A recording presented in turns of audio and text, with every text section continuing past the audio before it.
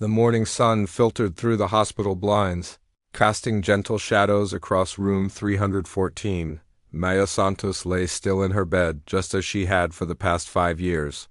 The steady beep of her heart monitor filled the quiet space, a sound that had become as familiar as breathing to everyone who worked on this floor. Dr. Lisa Park made her usual morning rounds, checking each patient with the same careful attention she had given them for years.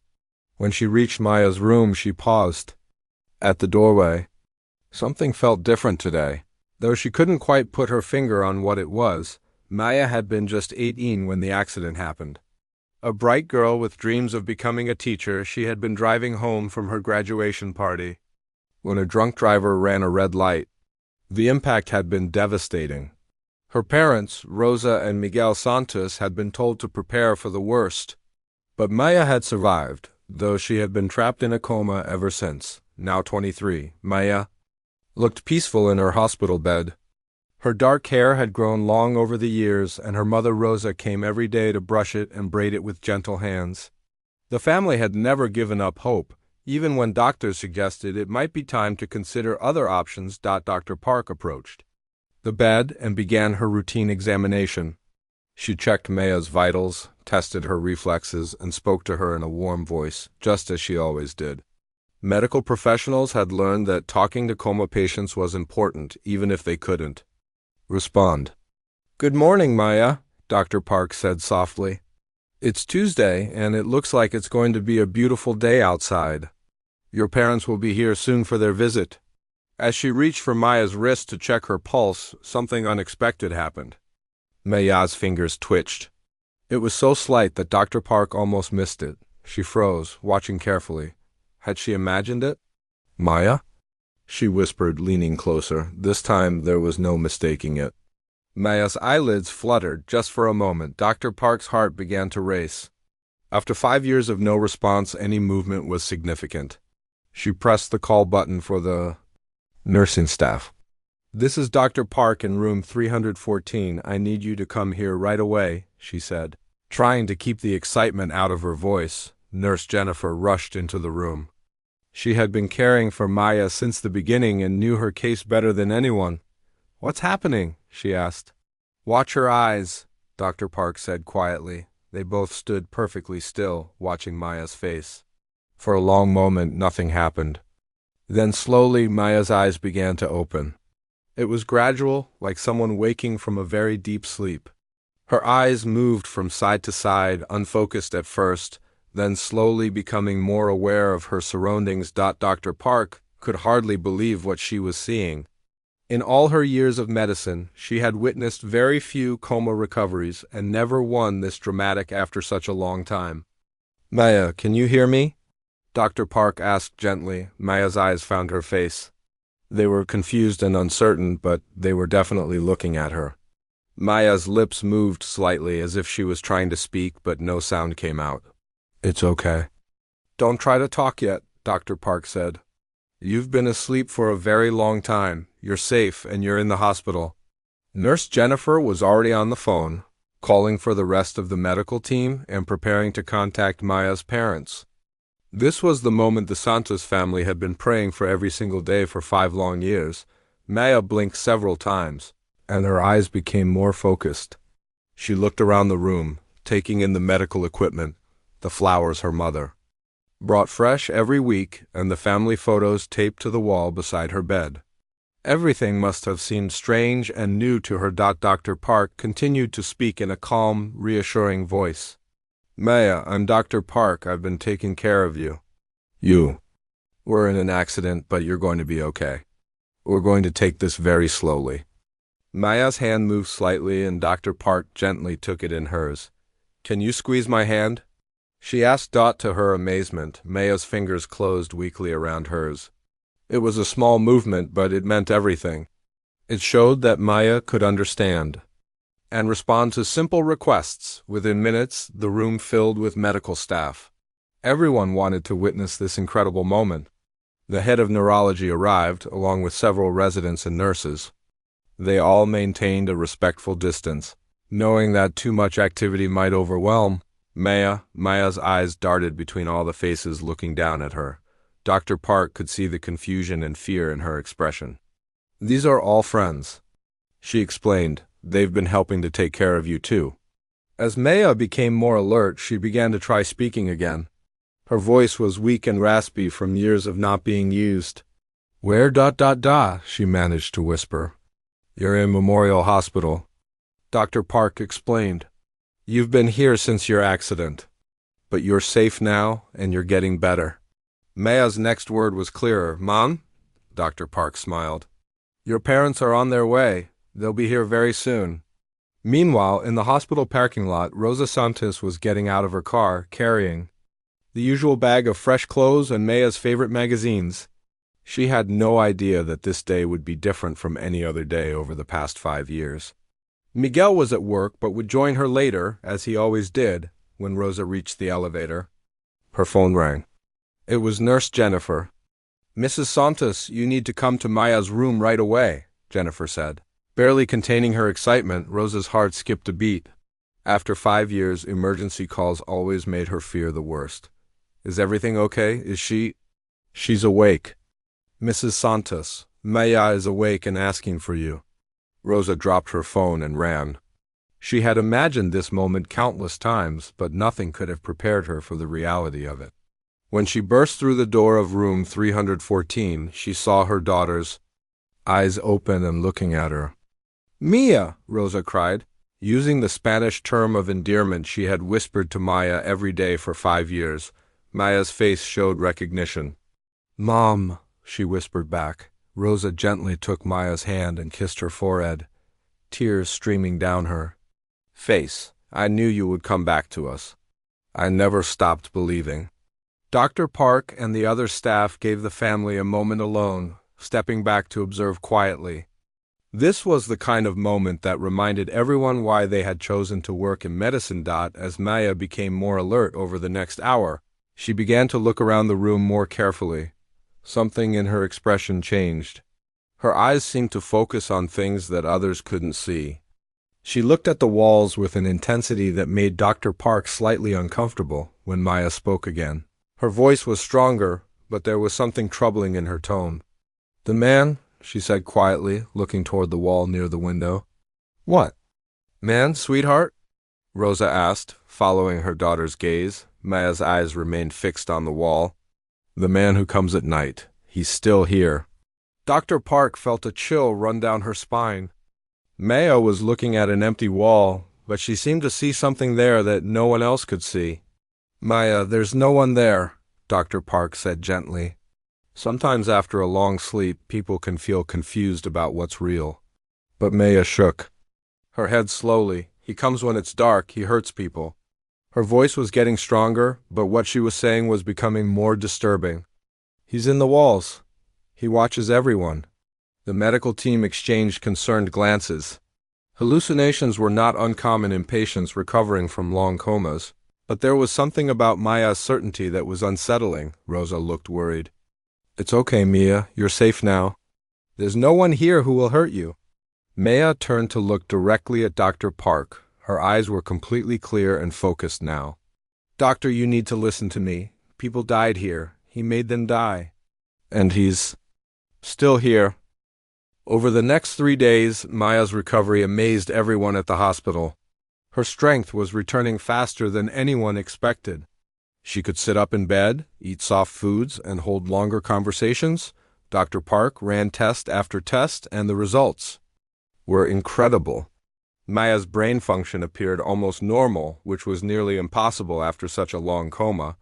But as Maya became more alert, her strange comments became more frequent and more detailed. She would stare at certain spots on the walls and describe things that made no sense to anyone else. The medical team initially thought this was normal confusion that comes with waking up after years of being unconscious. On Thursday morning, Maya was sitting up in bed when Nurse Jennifer came in to check her vitals. Maya looked at her with serious eyes and said, "You were crying on Tuesday night 3 weeks ago?" Jennifer paused, thermometer in hand. "What do you mean, honey?" "You were standing right there." Maya pointed to a spot near the window. "You got a phone call about your brother?" He was in trouble again. You hung up and cried for 10 minutes. Jennifer felt a chill run through her body. Maya was exactly right. 3 weeks ago, her brother had called her during her night shift. He had relapsed into drinking again and crashed his car. Jennifer had indeed stood by that window and cried, thinking no one could see her. But Maya had been completely unconscious that night, just like every other night for 5 years. Maya, how could you possibly know that? Jennifer asked quietly. Maya looked confused by the question. I saw you. I see everything that happens in this room. I've been watching for years. Dr. Park happened to walk in just as Maya said this. She had been checking on Maya every few hours, still amazed by her recovery. What are we talking about? She asked. Jennifer looked troubled. Maya just described something that happened while she was unconscious, something very specific that only I would know about. Dr. Park sat down beside Maya's bed. As a scientist, she believed there had to be a logical explanation. Maya, sometimes when we wake up from a long sleep, our minds can create memories that feel real but aren't actually real. It's called confabulation. Maya shook her head firmly. I'm not making anything up. I remember everything. I remember when Mrs. Chun was in the room next door and she died last year. I remember when that young man was brought in after the motorcycle accident.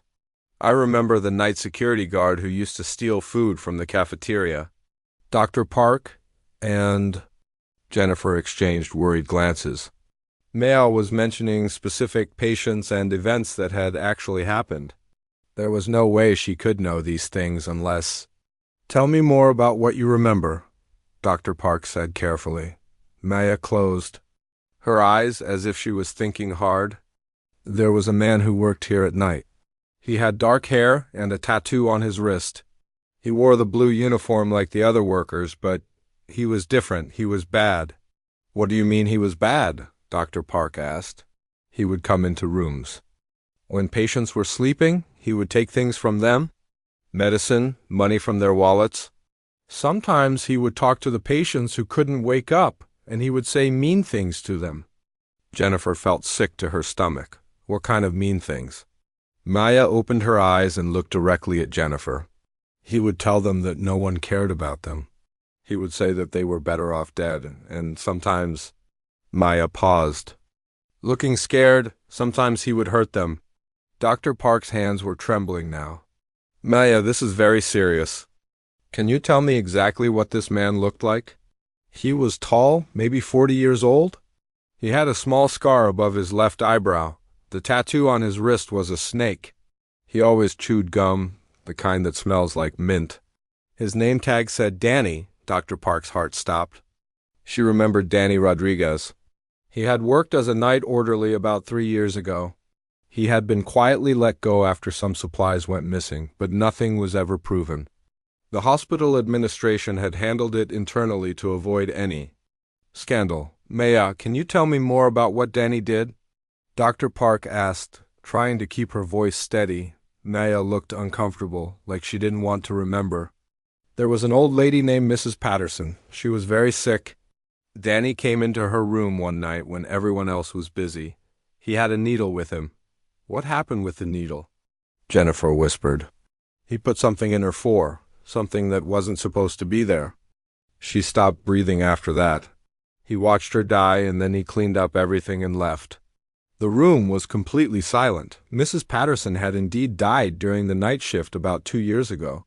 It had been listed as natural causes, due to her advanced age and illness.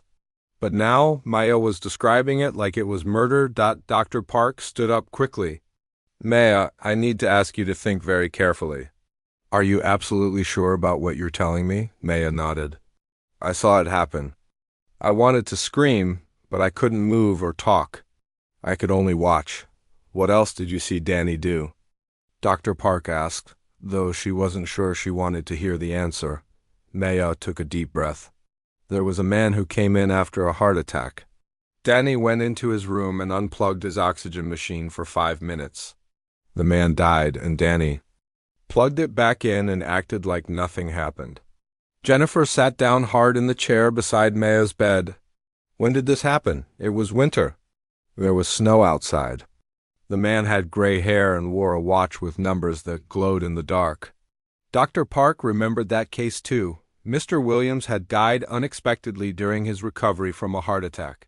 The family had been confused because he had been improving before his sudden death. "Maya, did you see Danny do anything else?"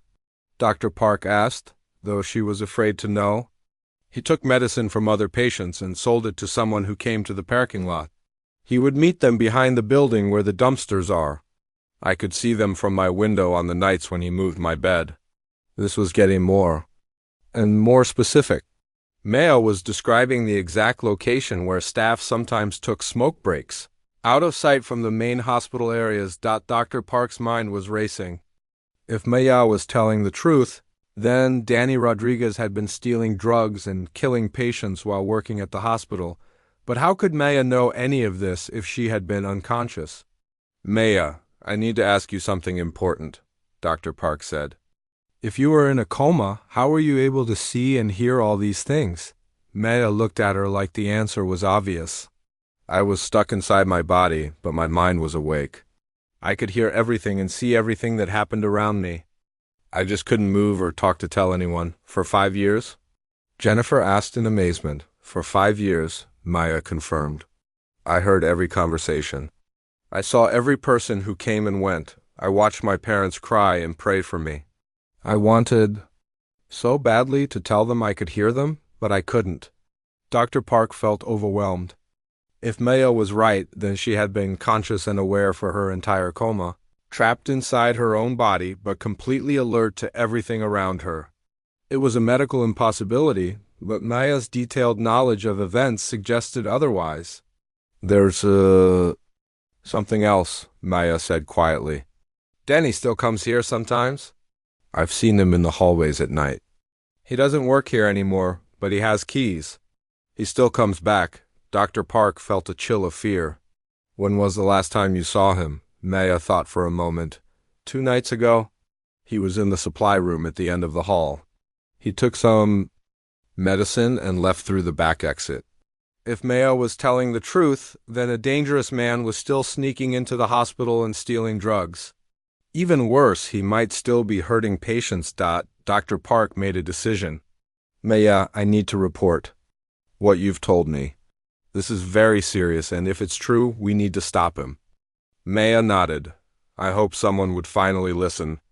I've been waiting so long to tell someone what I saw." As Dr. Park left the room to make some very important phone calls, she couldn't stop thinking about what Maya had said. If patients in comas could really see and hear everything around them, it would change everything doctors thought they knew about consciousness and awareness. But more importantly, if Maya was right about Danny, then people's lives were still in danger. Detective Maria Gonzalez had worked on many strange cases during her 15 years with the police force, but this one was unlike anything she had ever encountered. When she first received the call from Memorial Hospital about a patient who claimed to have witnessed crimes while in a coma, she thought it might be a prank. Now, sitting across from Maya in her hospital room, Detective Gonzalez was beginning to believe that this case might be very real indeed. "Maya, I want you to take your time and tell me everything you remember about this man named Danny," Detective Gonzalez said gently. "Every detail could be important." Maya had been talking to the detective for over an hour, describing everything she had witnessed during her years in the coma. Detective Gonzalez took careful notes, amazed by the level of detail Maya could provide. "He always wore the same cologne," Maya said. "It smelled like pine trees, and he had a habit of cracking his knuckles when he was nervous. He did that a lot when he was stealing things." "Can you describe exactly what happened the night Mrs. Patterson died?" Detective Gonzalez asked. Maya closed her eyes, as if she was watching the memory like a movie in her mind. "It was about 3:15 in the morning. Danny came into her room with a syringe. He looked around to make sure no one was watching. Then he injected something into her IV line. Mrs. Patterson started breathing differently right away. She made a small sound like she was trying to say something, but then she got very quiet." "What did Danny do after that?" "He stood there and watched her for about 5 minutes. I think he was making sure she was really dead. Then he took the syringe and put it in his pocket. He wiped down her foreline with a cloth and left the room. Detective Gonzalez felt a chill as Maya described the scene with such clarity. If this was true, they were dealing with premeditated murder. Maya, this information you're giving me could help solve several cases, but I need to ask you something important. How can you be so certain about the details if you were unconscious? Maya looked directly at the detective. I know everyone thinks people in comas can't see or hear anything, but I was trapped inside my body. My brain was working fine, but I couldn't move or speak. I heard every conversation, saw every person who came into my room. I was like a prisoner in my own body for 5 years. Dr. Park, who had been quietly observing the interview, spoke up. Detective, I've been researching Maya's condition. There are rare cases of something called covert consciousness, where patients appear unconscious but are actually aware of their surroundings. Detective Gonzalez nodded. I've heard of similar cases. Let's focus on what we can prove. Maya, you said Danny still comes to the hospital. When was the last time you saw him? 3 nights ago. He used a key to get in through the back door, near the loading dock. He went to the supply room and took several bottles of medicine. I could see him from my window when he met someone in the parking lot to give them the drugs. Can you describe the person he met? It was a woman with short, blonde hair. She drove a red car, maybe a Honda. They talked for about 10 minutes, and she gave him money before driving away. Detective Gonzalez was taking notes rapidly. If Maya was right, Danny was still actively selling stolen medications. This meant they could potentially catch him in the act. Maya, would you be willing to work with us to help catch Danny? Detective Gonzalez asked. Maya nodded without hesitation. I've been waiting 5 years to tell someone what I saw. I want him stopped before he hurts anyone else. Over the next 2 days, Detective Gonzalez worked closely with hospital security to set up surveillance around the building. They installed additional cameras near the back entrance and increased security patrols during the night shifts. On Friday night, their patience paid off. At 2:30 a.m., the security cameras caught a figure approaching the back door of the hospital. The person was wearing dark clothing and a baseball cap, just as Maya had described. Tom Bradley, the security chief, immediately radioed the police officers who were waiting nearby. We've got movement at the back entrance. Subject matches the description provided by our witness. Detective Gonzalez and her partner, Officer James Kim, moved into position. They watched as the figure used a key to enter the building and head toward the supply room. Let him get inside and take what he came for, Detective Gonzalez whispered into her radio. We want to catch him with the stolen goods. They waited 15 tense minutes before the figure emerged from the supply room, carrying a small bag. As he headed toward the exit, Detective Gonzalez and Officer Kim moved in. Police, stop where you are. Detective Gonzalez called out. The man froze, then slowly turned around. Even in the dim light, Detective Gonzalez could see that he matched Maya's description perfectly. He was tall and thin, with dark hair and a small scar above his left eyebrow. Put the bag down and show me your hands, Officer Kim commanded. The man reluctantly placed the bag on the floor and raised his hands. Detective Gonzalez could see the snake tattoo on his wrist that Maya had mentioned. Are you Danny Rodriguez? Detective Gonzalez asked. The man hesitated for a moment. Yeah, that's me. Look, I can explain this. I just forgot some personal items. When I left this job, personal items? Officer Kim opened the bag and found several bottles of pain medication. These are controlled substances, Danny. You're under arrest for theft and unlawful entry. As they handcuffed Danny and read him his rights, Detective Gonzalez studied his face. He looked nervous and was cracking his knuckles, exactly as Maya had described. At the police station, Detective Gonzalez began the formal interrogation. Danny sat across from her in the small interview room, still insisting that he had only come to the hospital to retrieve personal belongings. Danny, we have security footage of you entering the hospital multiple times over the past few months, Detective Gonzalez said. We also have evidence that you've been stealing medications and selling them. Danny shifted uncomfortably in his chair. I don't know what you're talking about. We have a witness who saw you taking drugs from the hospital and meeting buyers. In the parking lot. That's impossible, Danny said quickly. There's no way anyone could have seen me. I was always careful to work alone during the night shift. Detective Gonzalez leaned forward. Danny, our witness also saw you inpatient. Rooms where you shouldn't have been. They saw you doing things to patients that caused them to die. Danny's face went pale. Who is this witness? There was nobody around when I was working, when you were working, or when you were killing patients. Danny realized he had said too much. He clamped his mouth shut and stared at the table. Detective Gonzalez pulled out a folder containing photos and medical records. Let me tell you what our witness saw. They watched you inject Mrs. Patterson with an overdose of morphine at 3:17 a.m. on November 15th. They saw you disconnect Mr. Williams' oxygen for 5 minutes until he died. They watched you steal medications and meet buyers in the parking lot. Danny's hands were shaking now. This is crazy. Nobody could have seen all that. I made sure the hallways were empty. I checked all the patient rooms to make sure everyone was asleep. Everyone except Maya Santos, Detective Gonzalez said quietly. Danny's eyes widened. Maya? That girl who's been in a coma for years? She's been unconscious the whole time. She can't see anything. Maya woke up last week, Danny, and she remembers everything. She watched you kill those people, and she's been waiting 5 years to tell someone about it. Danny stared at Detective Gonzalez in shock. The color drained completely from his face as he realized what this meant. She was awake all this time? She saw everything, Danny. Every crime you committed, every patient you hurt, every drug you stole. She can describe your tattoo, your scar, even the cologne you wear. Danny put his head in his hands. After several minutes of silence, he looked up at Detective Gonzalez with tears in his eyes. I never meant for it to go that far, he said quietly. It started with just taking some pills here and there. But then I realized how easy it was to make it look like natural deaths.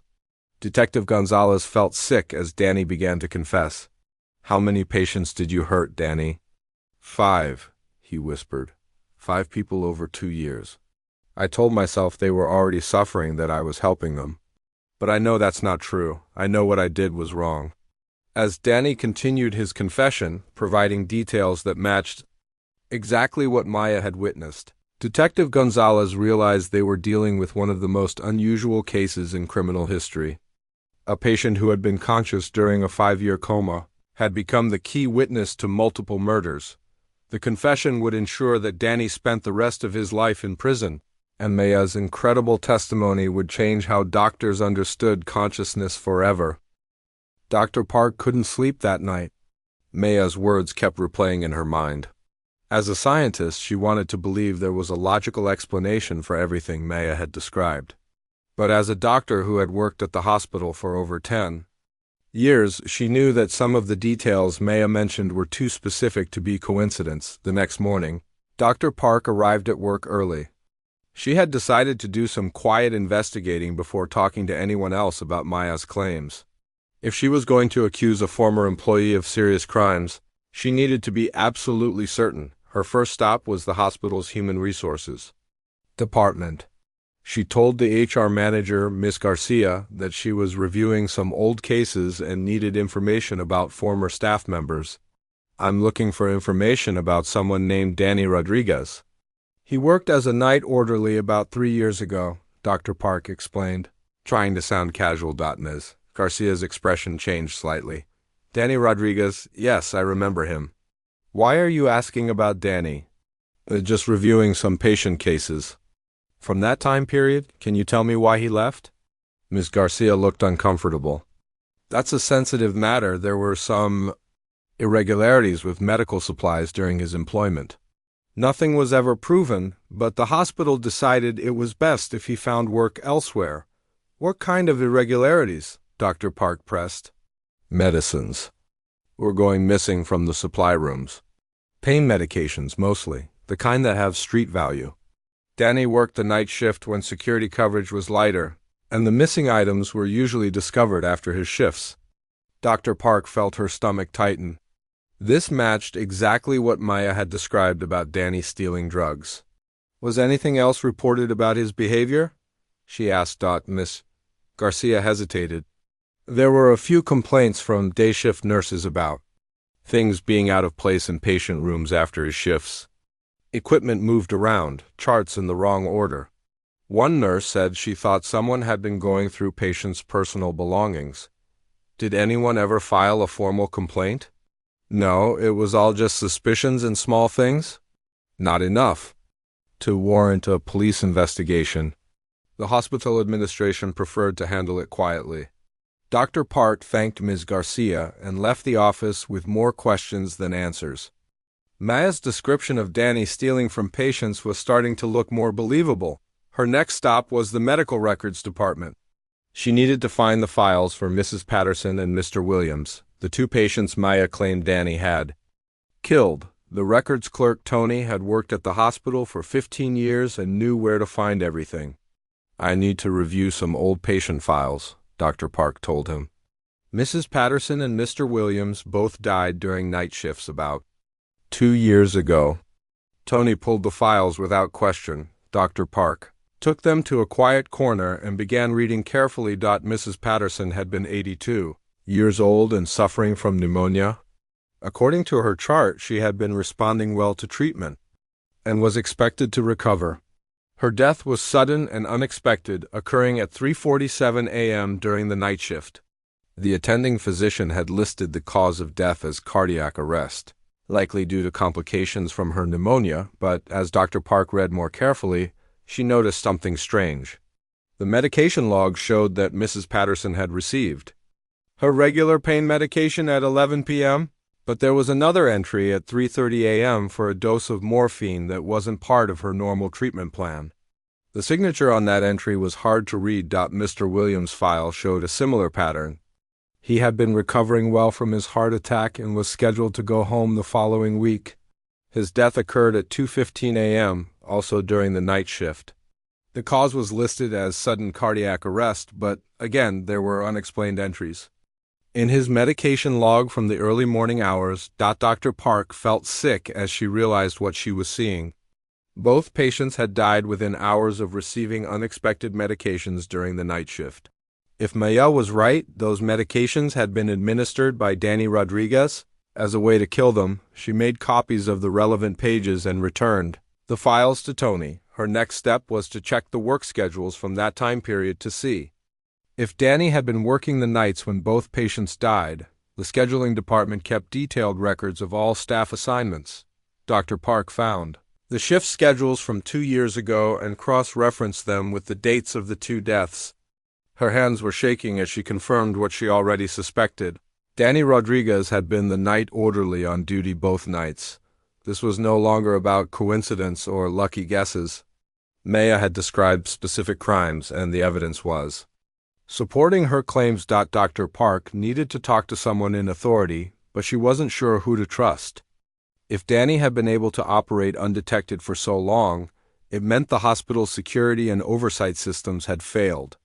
She decided to start with Tom Bradley, the head of hospital security. Tom had been working security at the hospital for 8 years. He was a former police officer who took his job seriously. When Dr. Park explained that she needed to discuss a sensitive security matter, he immediately gave her his full attention. Tom, I need to ask you about a former employee named Danny Rodriguez. Did you ever have any security concerns about him? Tom's expression darkened. Danny Rodriguez? That name brings back memories, and not good ones. What's this about? I have reason to believe he may have been involved in some very serious incidents while he worked here. Can you tell me what you remember about him? Tom leaned back in his chair. Danny always made me uncomfortable. There was something about him that didn't sit right. He would show up in areas of the hospital where he didn't belong, always with some excuse about cleaning or checking on equipment. I caught him in the pharmacy storage room once at 4 a.m., said he was looking for cleaning supplies. Did you report these incidents? I mentioned my concerns to administration, but Danny always had explanations for where he was and what he was doing. There was never enough evidence to take formal action. Dr. Park took a deep breath. Tom, I have information suggesting that Danny may have been stealing medications and possibly harming patients. I need you to help me investigate this properly. Tom sat up straight. That's a serious accusation. What kind of information do you have? Dr. Park realized she was about to say something that would sound completely crazy. The information comes from a patient who was in a coma during the time Danny worked here. She claims she was conscious and aware during her coma and witnessed Danny committing crimes. Tom stared at her for a long moment. A patient in a coma witnessed crimes? I know how it sounds. But she's provided specific details about incidents that match up with unexplained patient deaths and missing medications. The details are too accurate to be coincidence. Tom rubbed his forehead. Walk me through what she told you. Dr. Park explained everything Maya had revealed about Danny's nighttime activities. She showed Tom the copies of the medical records and the work schedules that corroborated Maya's timeline. This is disturbing, Tom said after reviewing the documents. If even half of what this patient claims is true, we're looking at multiple felonies, but there's another problem. What do? You mean? Maya also said she saw Danny in the hospital 2 nights ago, stealing medications. If that's true, it means he still has access to the building somehow. Dr. Park felt a chill. She had been so focused on the past crimes that she hadn't fully considered the implications of Danny still being able to enter the hospital.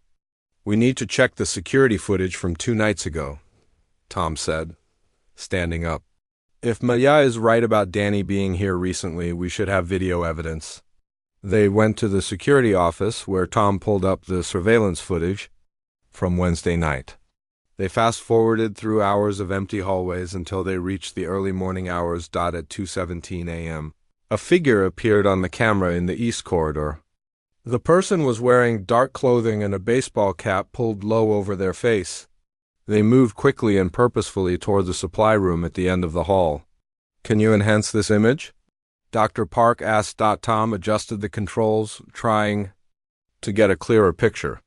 The person on screen was tall and thin, matching Maya's description of Danny. They watched as the figure disappeared into the supply room for about 10 minutes, then emerged carrying a small bag. He's using the back exit, Tom noted as they watched the figure leave through a door that led to the parking area behind the hospital. How is he getting in without setting off alarms? Dr. Park asked. Tom looked grim.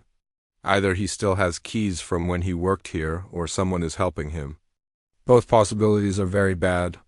As they continued reviewing the footage, Tom made several phone calls. First to the hospital administration to report a potential security breach, then to the police to report suspected theft and possible assault on patients. Dr. Park, Tom said after finishing his calls, you need to understand that this investigation is going to get very serious very quickly.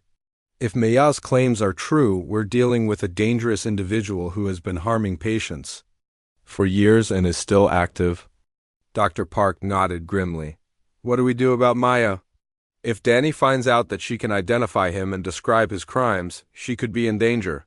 We're going to post security outside her room starting tonight, Tom replied.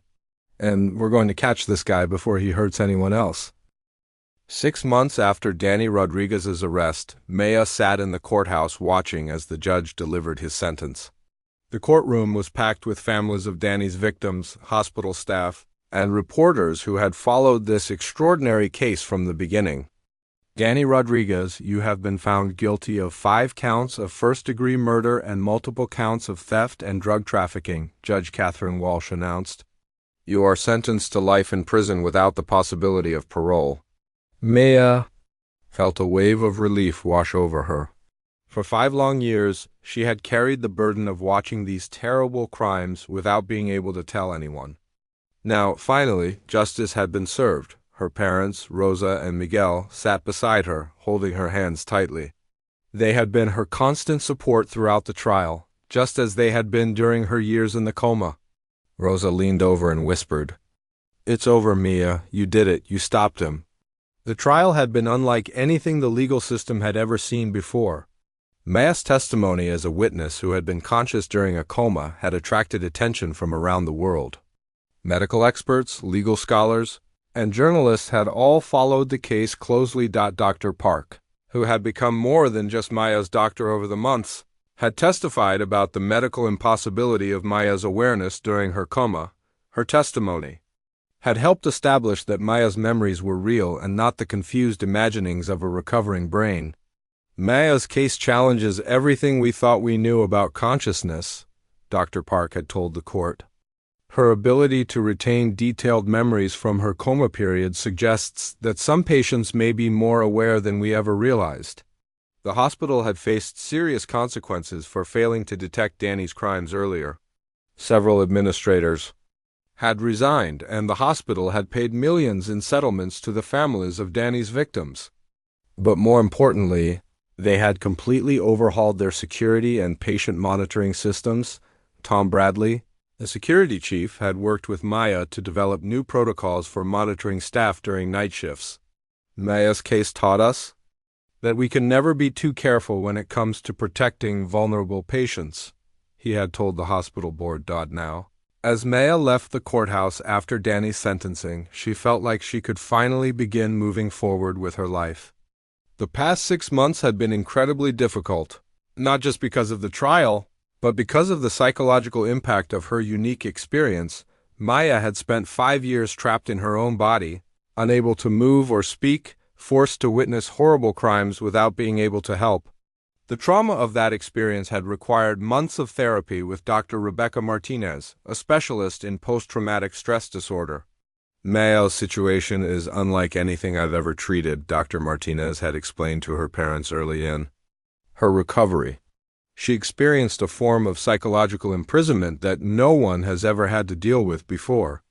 The fact that she witnessed violent crimes while feeling completely helpless has created a very complex form of trauma. The therapy sessions had been challenging. Maya had to work through not only the trauma of witnessing murders, but also the frustration and despair of being conscious but unable to communicate for so many years. "I used to lie there listening to my parents cry and pray for me to wake up," Maya had told Dr. Martinez during one session. "I wanted so badly to tell them. I could hear them, that I loved them, that I was still there. But I couldn't move even a finger to let them know." Dr. Martinez had helped Maya understand that her feelings of guilt and helplessness were normal responses to an abnormal situation. You survived an incredibly traumatic experience, and you used that survival to bring justice to people who couldn't speak for themselves, she had reminded Maya many times. As Maya's physical and emotional recovery progressed, she began to think about what she wanted to do with her life. The 5 years she had lost to the coma meant that many of her original plans had to be reconsidered. Before her accident, Maya had been planning to go to college to become a teacher. Now, at 23, she felt like she had a different perspective on life and a different mission. "I want to help other patients who can't speak for themselves," Maya told her parents one evening over dinner. "I want to make sure that what happened to me never happens to anyone else." Maya decided to use her experience to advocate for patient rights and safety.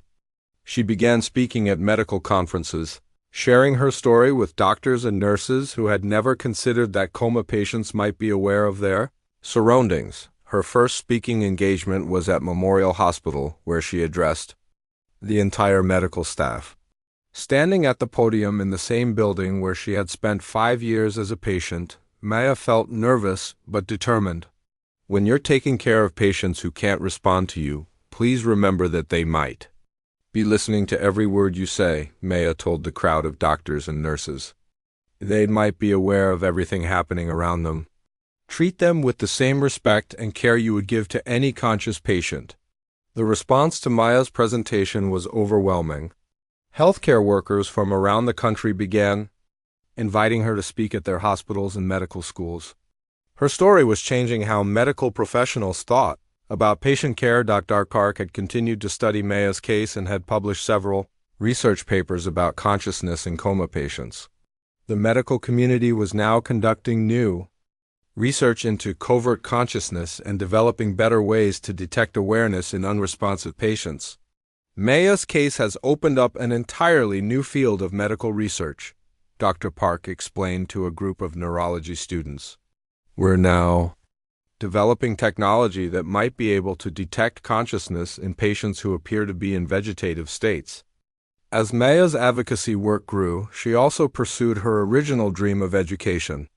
She enrolled in online college courses, working toward a degree in psychology and education. Her plan was to eventually work with children who had experienced trauma. Using her own experience to help them heal, the media attention around Maya's case had been intense, with news outlets around the world covering her story. Several publishers had approached her about writing a book, and a major television network had expressed interest in making a documentary about her. Experienced Maya had been careful about which media opportunities she accepted. She wanted to share her story to help other patients and advance medical knowledge, but she also valued her privacy and wanted to protect her family from too much scrutiny. "I'm not looking for fame," Maya explained to a reporter who interviewed her for a national magazine. "I just want people to understand that consciousness is more complex than we thought, and that every patient deserves to be treated with dignity and respect." 1 year after waking up from her coma, Maya received a letter that brought tears to her eyes. It was from the daughter of Mrs. Patterson, one of Danny's victims. "Dear Maya," the letter read, "I wanted to thank you for speaking up for my mother. She was a wonderful woman who didn't deserve what happened to her. Because of your courage, my family finally has closure and other patients will be safer. My mother would have been proud to know that you were watching over her." Maya shared the letter with her parents, and all three of them cried together. Rosa hugged her daughter tightly and said, "You turned something terrible into something meaningful. You gave Mrs. Patterson a voice when she couldn't speak for herself." As Maya continued her recovery and her advocacy work, she often thought about the strange twist of fate that had led to her unique experience. The accident that had trapped her in a coma for 5 years had also put her in a position to witness crimes that might otherwise have gone undetected. "I lost 5 years of my life," Maya reflected during a therapy session with Dr. Martinez. "But maybe those 5 years weren't really lost. Maybe they served a purpose that I couldn't have imagined." Today, Maya continues to speak at medical conferences and universities, sharing her story and advocating for better patient care. She's working toward her teaching degree and plans to open a support group for families of coma patients. Her case has led to significant changes in how hospitals monitor, staff, and protect vulnerable patients. More importantly, it has changed how medical professionals think about consciousness and awareness in patients who cannot communicate. Maya's message to healthcare workers is simple but powerful. Every patient deserves to be treated as if they can hear and understand everything around them, because sometimes they can, and they're counting on you to protect them.